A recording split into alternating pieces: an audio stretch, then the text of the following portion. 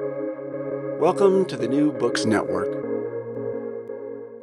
Hi, everyone, and welcome back to New Books in Game Studies, a podcast channel on the New Books Network. I'm Rudolf Inderst, the host of the channel.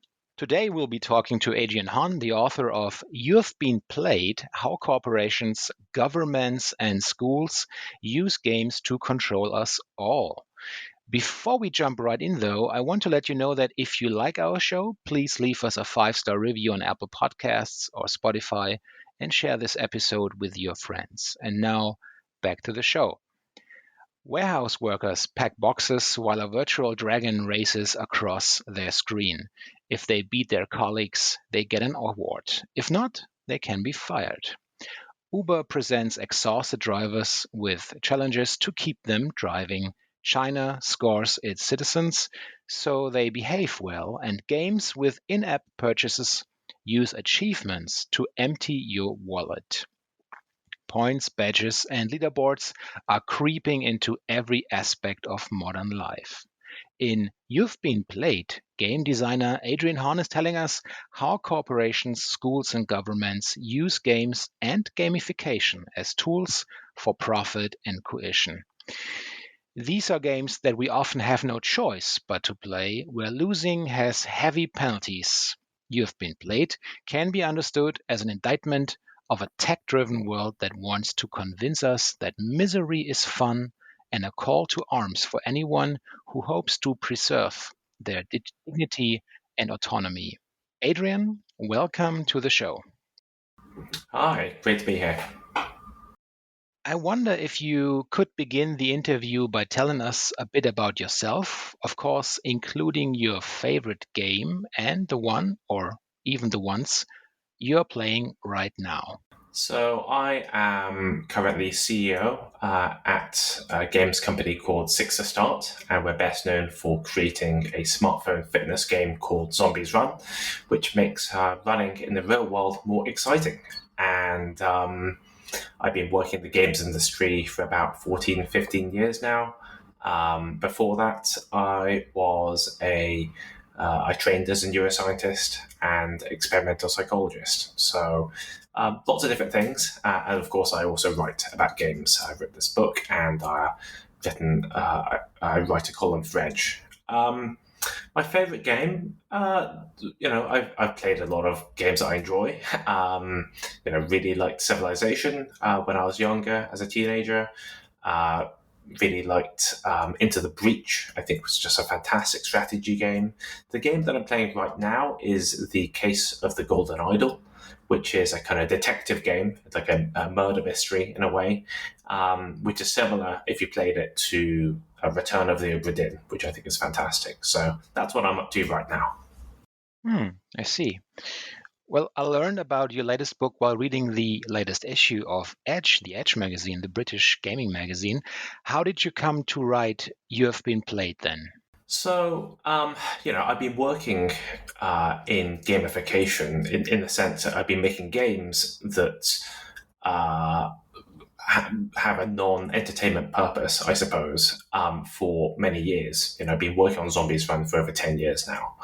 And so Zombies Run is a very successful example of gamification. People have talked about it a lot. Although I don't really like the term, and honestly, when people say that what we do is gamification, I kind of I get a bit nervous because I think that most examples of gamification out there in the real world are just absolutely terrible, manipulative, or they just don't work. And so I didn't really want to write this book for many years. I just thought gamification would go away on its own eventually. But actually, in the last 4 or 5 years, I noticed that it was becoming more and more common, and that we're seeing it being deployed at scale in places like Amazon warehouses, Uber, in lifestyle apps everywhere. And it was interesting to me that people just were not really commenting on it that much. And I was curious as to why gamification, which I thought was not very effective in most cases, was growing. And so that is why I wrote the book, to try and map out why it was growing again, and try and make people feel a little bit more skeptical about gamification in general. Yeah. Well, I see. Let's have a look inside your book then. In the first chapter, you start by tracing out the technological and social factors that led to the rise of gamification in the 21st century. As one of its beginnings, you mark the spread of the internet and the adoption of easy to use, real time Web 2.0 technologies. But if I understand you correctly, that is only one piece of the puzzle. That's right. So obviously, well, a lot of people have asked, oh, haven't we had gamification for centuries? Surely it's not that new. We've used points and badges and medals in the past, which is true. Obviously, the word gamification, however, only really became popular about 15 years ago, and that was when these technologies were adopted that allowed it to be deployed at a much faster feedback loop and a much wider scale. And so technology is one half of the answer, but the other half of the answer is basically the sort of cultural victory, for want of a better term, of video games. So, in kind of popular understanding, when video games were first first launched in the 70s and 80s, they were kind of first seen as a bit of a frivolous distraction, just kind of silly hobby. And then really in the 80s, 90s, and 2000s, we started seeing them being criticized a lot more by the press. People saying that if you play Doom, then you'll become a killer. If you play Grand Theft Auto, you'll become antisocial. It's just bad for you. And so there was this sort of cultural backlash against games. But actually, I would argue that from the late 2000s onwards, there's been a kind of counter backlash. And so you have a generation of people who played games as children and as teenagers in the 80s and 90s, and they know that they haven't all become killers and terrible people. And so they think, well, actually, my hobby is fine, and there's nothing wrong with it. But I think a lot of people still kind of hold a grudge against having their hobby demonized. And so I think the pendulum has kind of swung the complete opposite direction, so that people now feel that games are not just neutral, but they're good.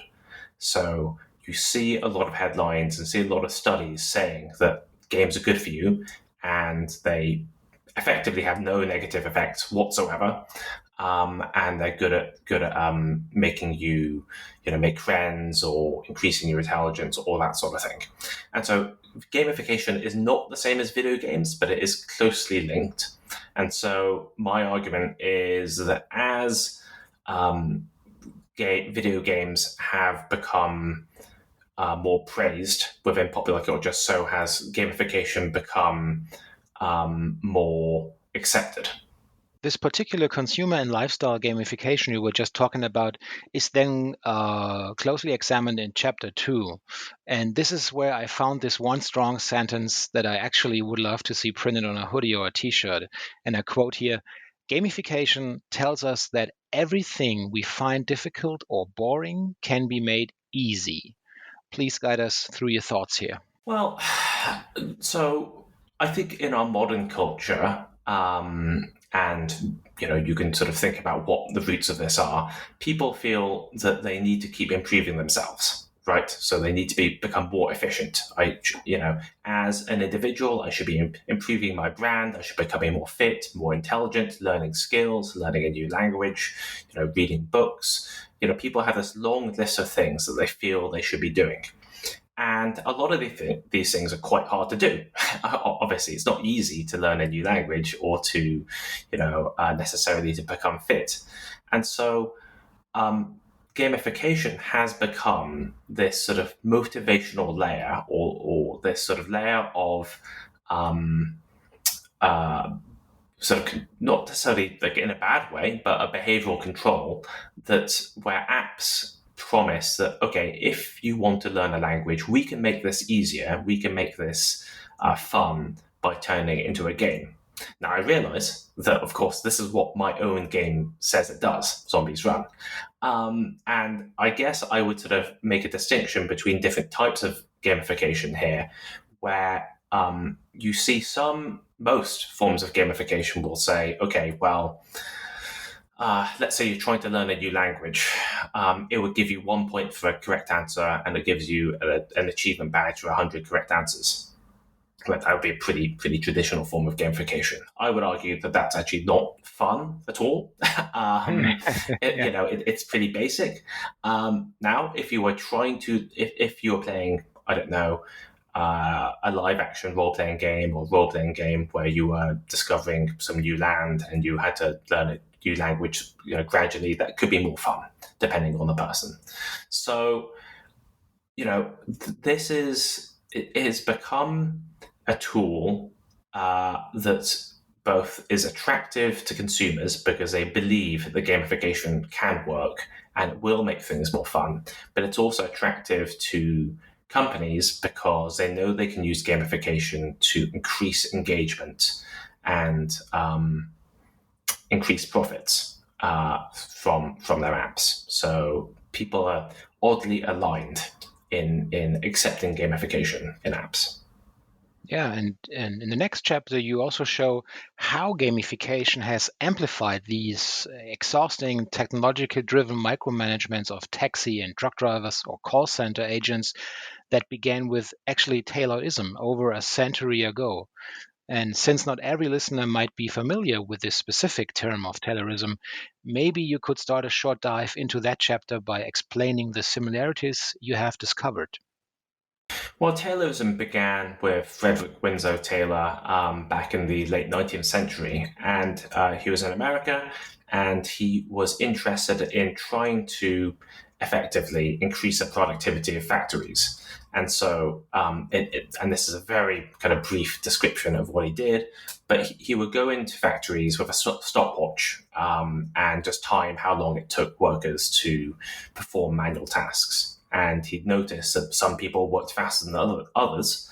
And he was like, okay, well, if I just made everyone work equally fast and use the same motions and perform in the same way as the fastest workers, and we can increase productivity.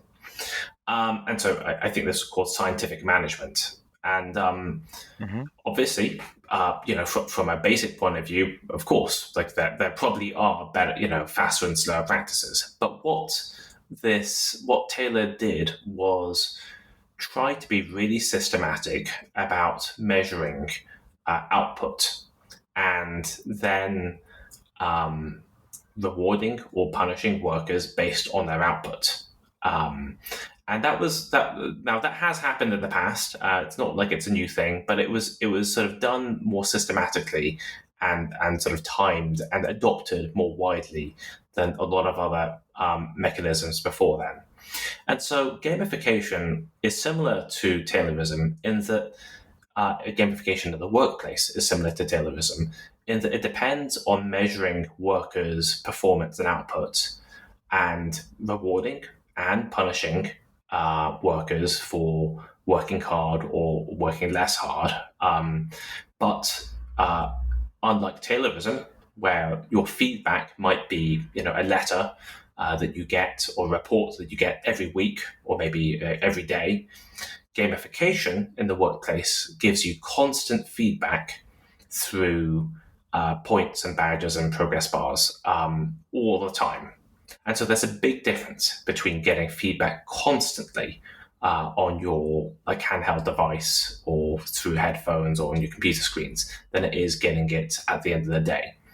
And of course, the other difference with gamification is that the feedback is not coming from an individual, from your manager. It's coming from a game. So the game has become your manager. And weirdly, people seem to be a bit more accepting of that feedback coming from a game. Maybe because they're used to games being fair or being sort of, they think it's more fun. So that's a parallel. Actually, that's a really good point because, I've never thought about it this way. The belief that a game has to be fair. So this is really interesting. You then put 2 case studies in your 4th chapter and thereby want to demonstrate, I guess, how to effectively gamify activities. An imaginary game about mopping and a very real game about running away from zombies. Please tell us how and why did you select these 2 titles and what did you learn? Well, so the imaginary game about mopping, someone asked me that question at a games conference many years ago. I think I was talking about Zombies Run, and I said, I kind of like as a joke, how would you make it more interesting to mop the floor? And I kind of got weirdly interested in that question because it, like I used to do a lot of mopping, and it's one of these activities that people know they should be doing, right? You've got a dirty floor, you should probably go and clean the floor. But also, no one really likes doing it. It's kind of dirtier and more messy than vacuuming. And so it's a classic case where gamification would be quite interesting, where someone knows they should be doing something. They're motivated to do it, but they need it to be a little bit more fun so they can sort of get over that hump of starting it. And so I started thinking about the technology that would be required and the game that would be required to make mopping more fun. Now, of course, from a generic gamification point of view, you could just go and say, well, every time you mop the floor, you get 20 points. And if you get 100 points, you level up.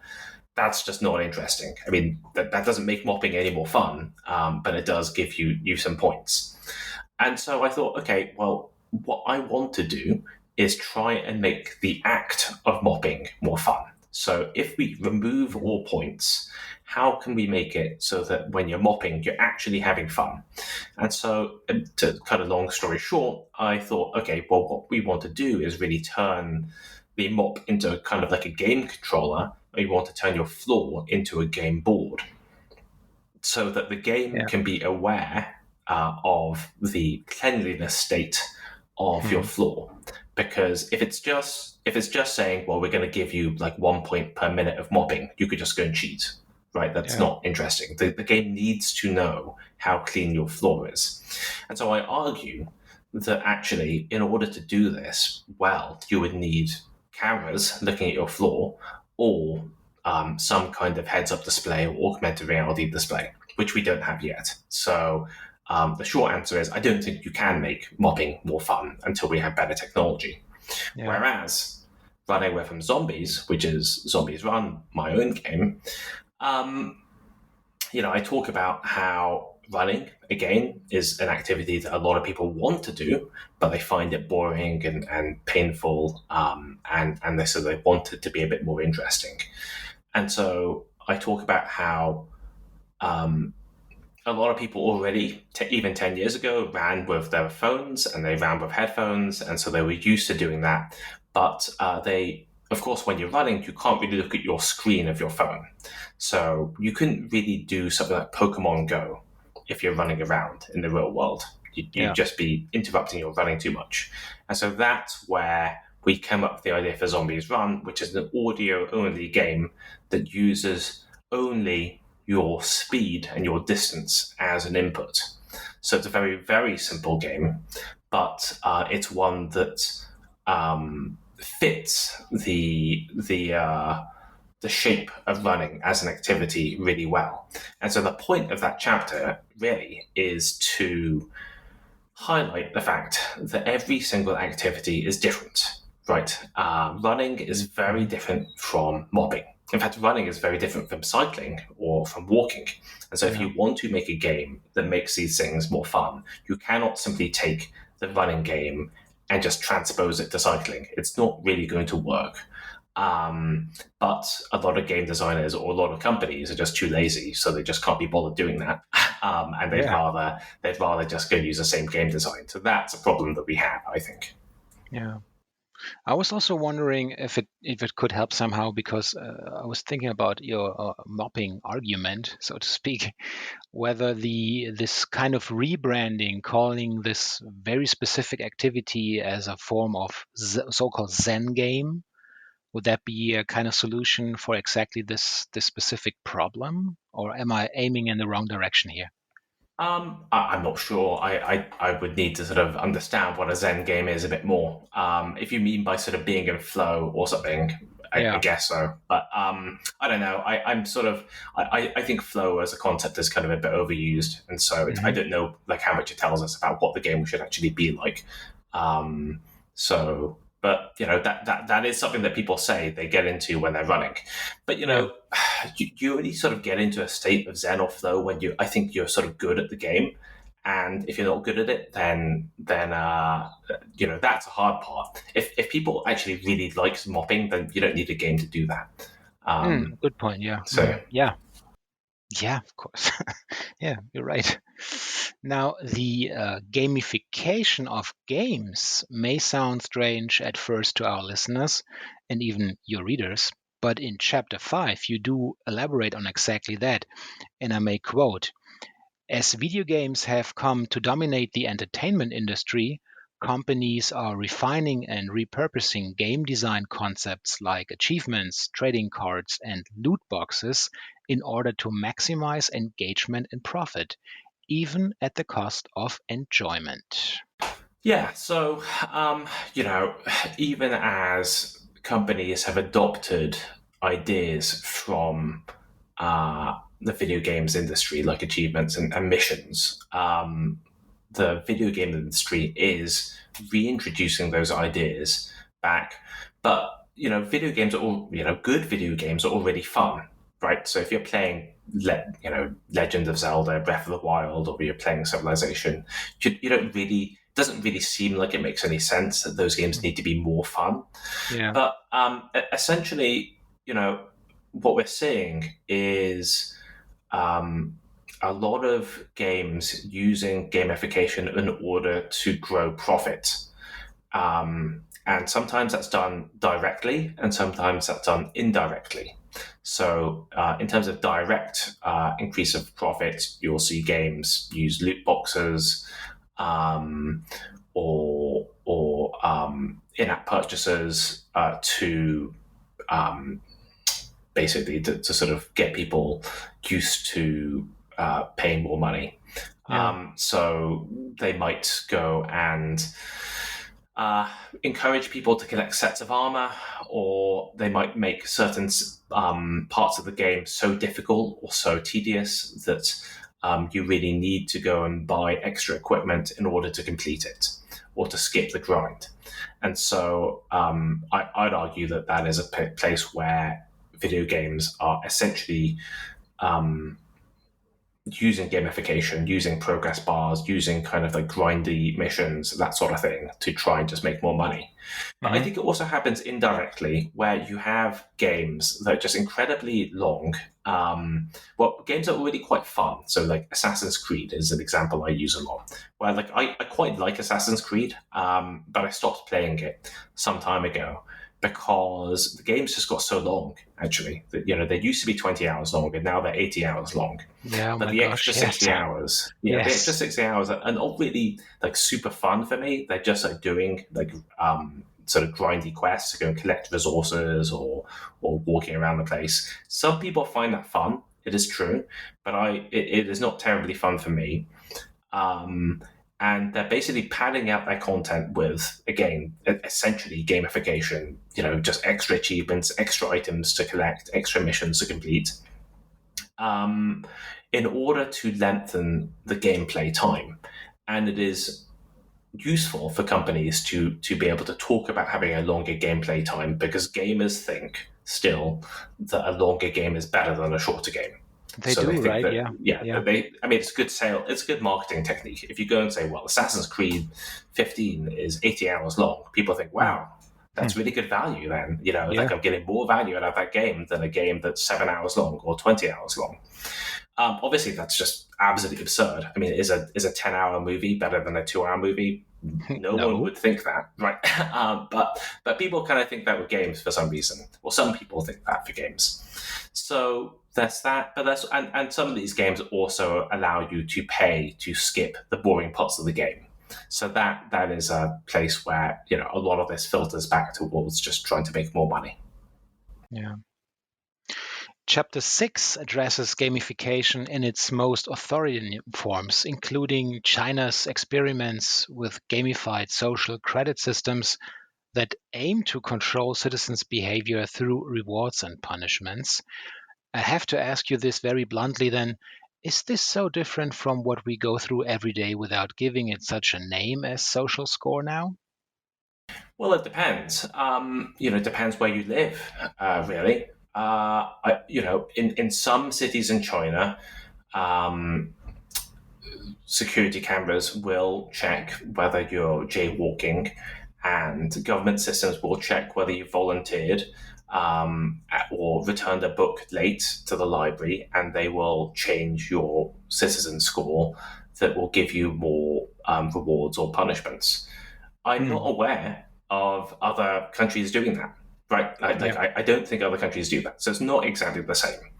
Um, and so I'm trying to walk a very fine line in the book. I don't want to go and say that all of China is in some sort of dystopian, social credit score, because it's not actually. Like only a few cities, only maybe a few dozen cities, even out of hundreds of cities, are experimenting with social credit scores, and most of them are not doing it in a very systematic manner. And in most cases, the rewards and punishments are not that severe Hmm. or that beneficial. Yeah. At the same time, it is new. Governments have not done this on this kind of scale for millions of people and hooked into a widespread system of surveillance. So, and giving people feedback so quickly. So, on the one hand, it is similar to financial credit scores, to scores that you see used in other cases in other countries, but it's a little bit bigger. In fact, it's a lot broader and it's a lot bigger, and the ambition of the Chinese government is a lot bigger as well Yeah. in these experiments. In chapter 7, you argue that modern conspiracy theories are best compared to ARGs in how they blur the boundaries between the internet and the real world. Now, let's start with the ARGs, and that's short for augmented reality games, of course. Why is the aforementioned comparison then so fruitful in this particular discussion for you? Well, this sort of comparison came up to me originally with QAnon. And it was a Mhm. couple of years ago where of course, this was in the lead up to the January 6th, riot or Yeah. insurrection in the US. It was a little bit before that, but QAnon was becoming very popular. And I was reading all these accounts and all these,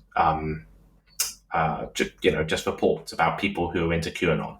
And they would always say some kind of variation of, I've done my research. The reason why I believe in QAnon is because I've done my research. And if you did your research, you would also agree with me. Right. So it Hmm. wasn't kind of like Yeah. arguing on the substance, but people wouldn't go and say, well, actually 5G cell towers, do this. They'd say, like, if you go and do your research, you would agree with me. And I was just very interested by this because I was like, you're not really doing any research. You're just typing QAnon into Google, right? That's not the same as research, you, Obviously not, you, no. you know, but it kind of feels like research, right? When people Mm. go and say, I'm going to buy a new microwave, they'll say, like, I'm going to research, my microwaves, I'm going to research holidays, and they type it into Google, and that kind of feels like it's research. And similarly, when people go and like research conspiracy theory, they think that they're sort of getting this balanced view of the pros and cons of QAnon. And actually, what I argue is sort of that embarking on something that's similar to an alternate reality game, where they are going into this kind of sort of fictional universe, online universe of videos and blog posts and community trying to figure out what the quote unquote truth is. And it's it's a sprawling universe that on the what that would seem like it's just too complicated for anyone to really kind of comprehend, right?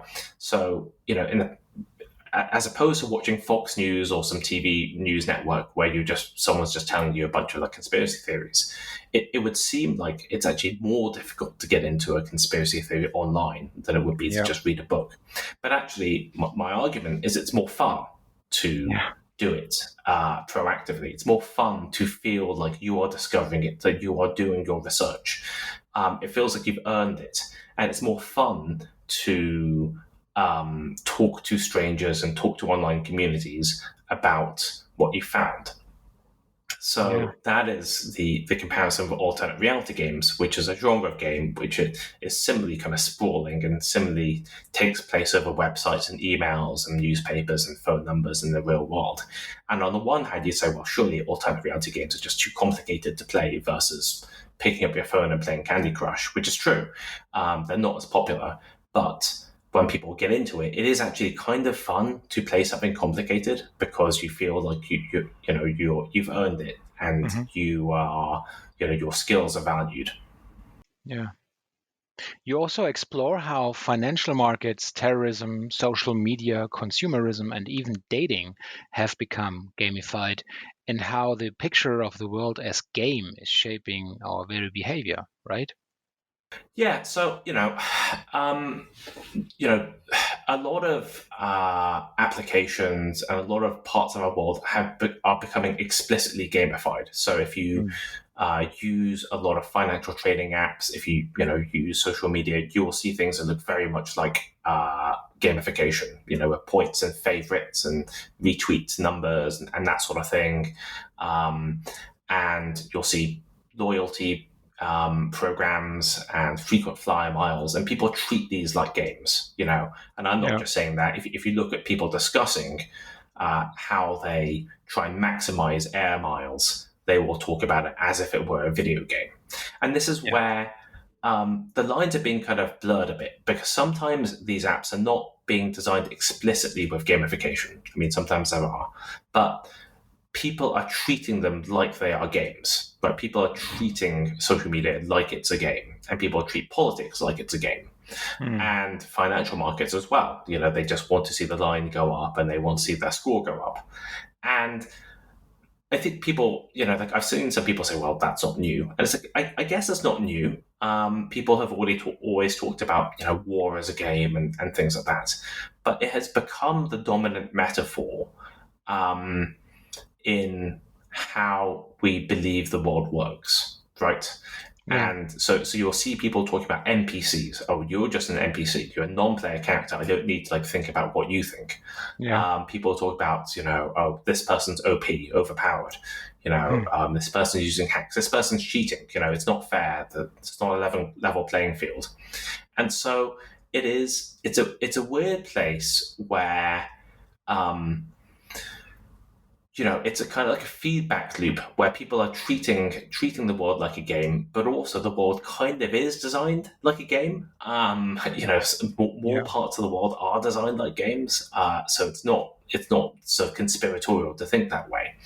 And there are some good aspects of that, actually. I argue that there are good games, and so there are good ways in which to think of the world as a game. In terms of cooperation and teamwork, but of course there are bad behaviors in games, and that's something we've got to be aware of. Yeah, and this makes me think. I recently stumbled across an elder business presentation from colleagues of mine, and they were talking about what can they do to achieve success in a specific project, and they were talking about. We have the tools, and we can bring in some extra manpower to the table. And they were referring to these assets as perks, because you were using perks, getting perks in, of course, Call of Duty Modern Warfare. And this really struck my mind, right? This is exactly what you just were talking about, as you were mentioning in NPCs or overpowered. These expressions and terms, they have entered our everyday language, right? Yeah, absolutely. I think that people, it's not surprising. If you spend like 5 hours a day or 8 hours a day playing video games with your friends, and you all know what perks mean, and you all know what NPCs mean. Of course, you're going to use those terms when talking about other concepts. Yeah. Finally, then, you take a look also at augmented reality and how it enables the gamification of every moment in our lives. Please guide us through your findings here. Yeah, so I think the reason why gamification has spread so rapidly in the last 15 years is because of smartphones, because of the internet, because of sensors. We now have a computer, a network connected computer that we carry with us pretty much every minute of our waking lives. Okay, some people don't use phones that much, but most people do.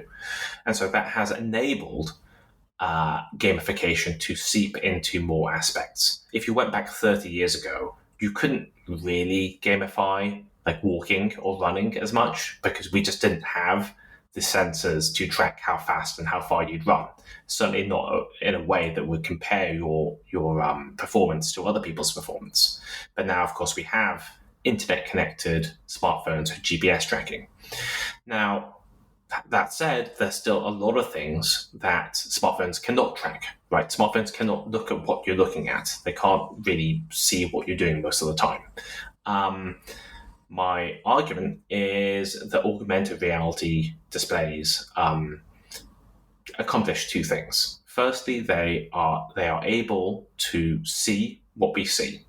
So if you're walking down the street and you pick up a piece of litter and you put it in the bin, they can see that you've done that. Your phone cannot, right? They can do that automatically. You can tell your phone you did that, but that's just annoying because you have to open up a litter picking app.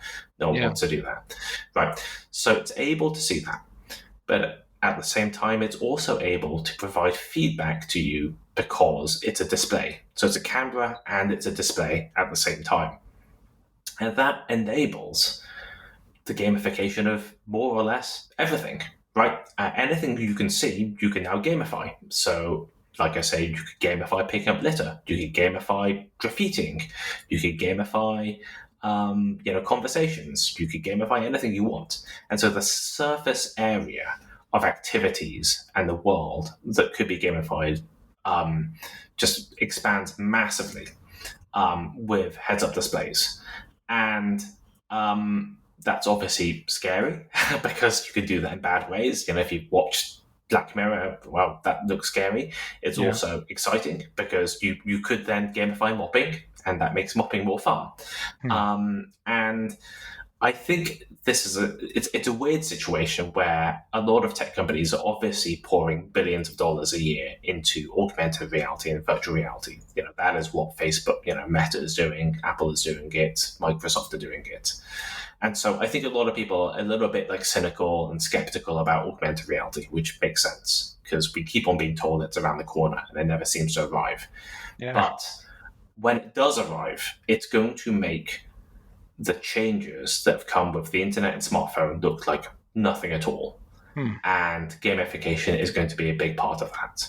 So it's a sort of it's a red flag for me. It's a warning signal that we need to get serious about this stuff before it appears, because otherwise, in 10 years' time or 15 years' time, people will be wringing their hands saying, "How did we not see this?" And they say, "Of course we should have expected it. It's pretty obvious."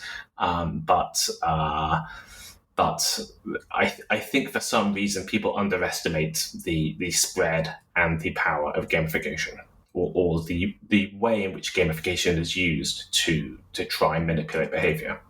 Yeah. Well, Adrian, we have taken a lot of your time. Please tell us now, what are you working on right now? And of course, what will you be playing next, maybe? So I am taking a bit of a break from writing because it's been quite a lot of work doing the book and then doing a lot of promotion around it.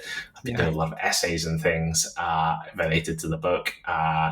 But I'm still doing writing. I still write a column for Edge every month about games and about the games industry. And I'm looking forward to doing more there. I am very interested in augmented reality. I think that's probably apparent. So I'm thinking about whether I should write something around that. Then again, I do like writing fiction, so maybe I'll write some fiction next. I'll write a novel next. I'm not sure. What I'm playing next, I need to finish Immortality, which is a game by Sam Barlow. Kind of really interesting, sort of full motion video FMV game, mystery game, and also I need to finish The Case of the Golden Idol. So those are the two things that I'm playing. So lots to do, never gets boring. Exactly.